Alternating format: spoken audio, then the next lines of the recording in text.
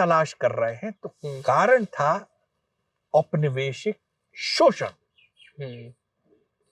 उस बात को, उससे ध्यान हटाने के लिए औपनिवेशिक इतिहास लेखन में ये सब कारणों को के ऊपर ज्यादा ध्यान देने की कोशिश की जाती है।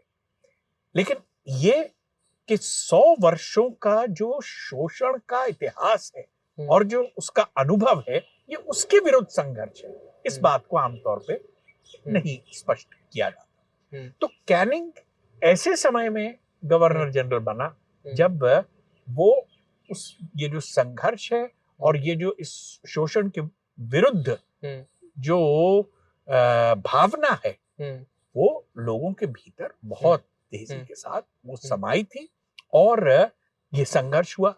अब ये शुरुआत इसकी ईस्ट इंडिया कंपनी की फौज से हुई, उनके सैनिकों से हुई। जो मेरठ की आपने बात करी वो छावनी थी, वहां उनसे शुरू हुई। लेकिन उसके साथ उसके शुरुआत के बाद फिर ये एक जन विद्रोह का इसने रूप धारण कर लिया। और केवल जन विद्रोह का रूप ही नहीं, ये एक बहुत बड़े क्षेत्र में ये फैला। क्योंकि औपनिवेशिक इतिहास लेखन में भी कई बार ये कहा जाता है कि बड़ा सीमित था, बहुत कम क्षेत्रों में हुआ। लेकिन जिस प्रकार का शोध अब है उससे ये स्पष्ट है कि उत्तर भारत, मध्य भारत, पूर्वी भारत और उत्तर पूर्वी क्षेत्रों में और पश्चिम में भी